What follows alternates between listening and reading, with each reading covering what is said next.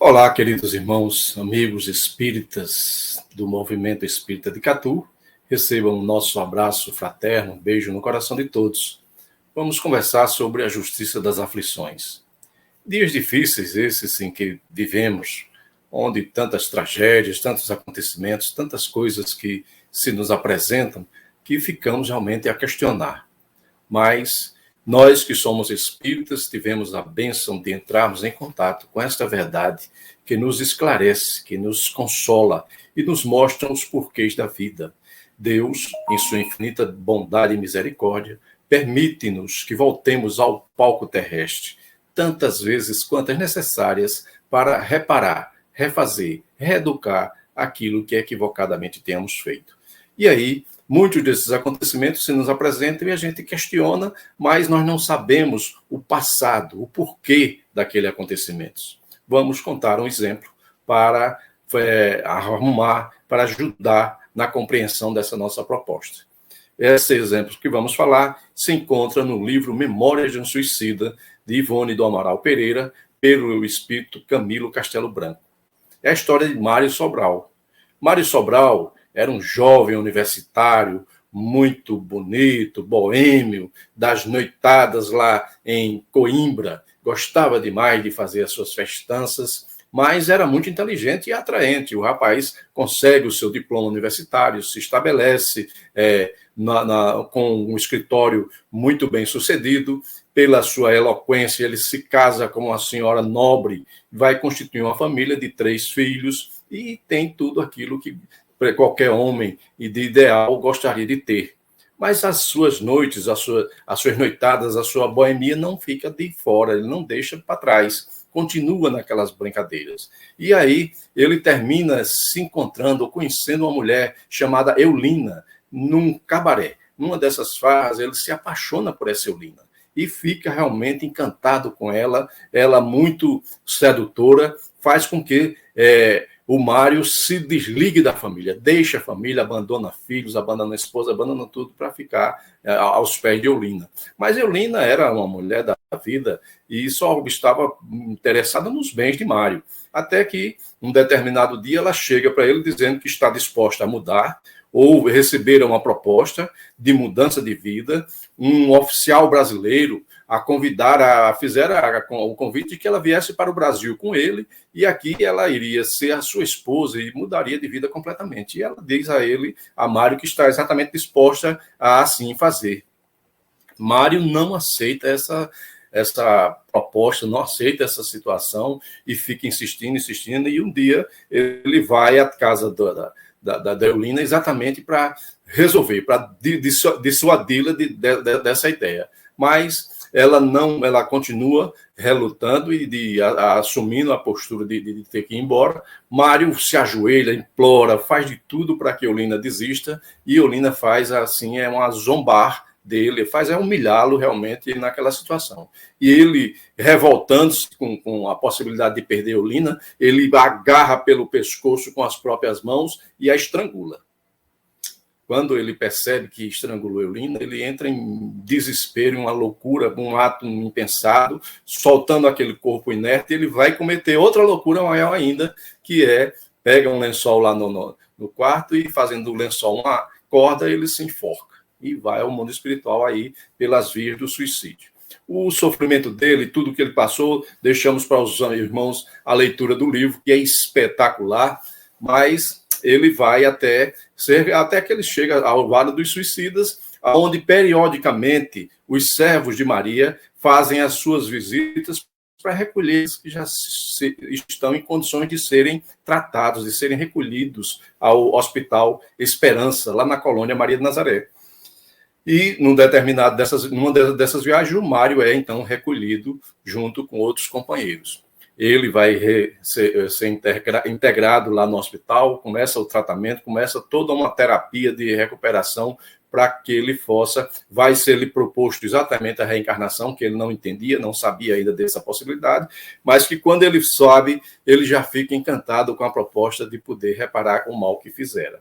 E ele contando o caso dele para os companheiros dele, ele sempre dizia assim: eu não mereço ter mãos, eu não mereço ter mãos, eu esganei Eulina, eu matei Eulina. Então ele foi criando na psique exatamente essa proposta de não ter mãos. E aí é feito toda a preparação para que ele reencarne. E ele realmente volta, né, com toda a dificuldade que ele criou. Porque, um parênteses aqui para a gente entender, a próxima encarnação do suicida é só para reparar o seu corpo espiritual, o seu perispírito. Ele danificou, vai ter que reparar naquela área onde ele agrediu. E aí, Mário reencarna exatamente ali no ano mais ou menos 1920, aqui no Brasil, na cidade do Rio de Janeiro. A cidade do Rio de Janeiro, em 1920, não era essa cidade que nós conhecemos hoje, mas ele vai reencarnar lá. Aonde é que ele vai reencarnar? A mãe, uma prostituta. Era a afinidade, era a psicosfera que aquele espírito sempre vivenciou, ele volta exatamente com uma mãe prostituta. A mãe não sabia que era um pai, logicamente, com vários clientes, que ela não sabia de quem era aquela criança. Mas na hora que ela vê o feto, que ela vê aquela criança sem as mãos, com um problema respiratório muito disforme, muito feio, ela só tem uma ideia, é jogá-lo no rio. Então ela faz o pacote e se prepara para lá na ponte jogar aquele menino no rio. Lá tem uma mulher lavando roupas, uma lavadeira muito humilde lavando roupas, e vendo a intenção da mãe de jogar a criança no rio, ela corre até lá e pede a criança para ela, diz que me dê que eu vou tomar conta do seu filho. E assim o Mário Sobral vai parar nas mãos dessa senhora lavadeira. A mãe desaparece e não quer mais nem notícia do que aconteceria com seu filho. Aquele menino é criado por essa lavadeira, uma mulher humilde, morando num barraco simples, humilde. A lavadeira tinha uma filha de aproximadamente 10 anos. E no mundo espiritual, os benfeitores da colônia Maria Nazaré periodicamente vêm visitar na Terra aqueles que são seus pupilos, aqueles que passaram por lá, para ver se eles estão conseguindo efetivamente cumprir o que fora planejado no mundo espiritual. E numa dessas visitas, o benfeitor convida Camilo para vir fazer uma visita, onde eles iriam visitar o Mário. O Camilo gostaria de vir, o Camilo aceita e vem a caravana até aqui para ver como é que estava a situação do Mário.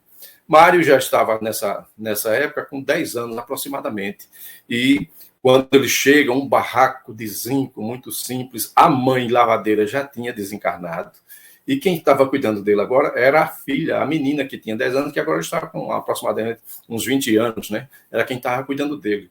A menina estava saindo para buscar um chá, um remédio homeopático para aliviar as dores do Mário, que respirava com dificuldades, em cima de uma cama de madeira muito humilde, e o Camilo fica assim, transtornado com o que ele está vendo, horrorizado com o que ele estava vendo. E o benfeitor vai dizer a ele: olha, não pense assim não, muito pelo contrário, o Mário está conseguindo, está tendo êxito na proposta que fez da sua encarnação. Ele vai sair daqui vitorioso.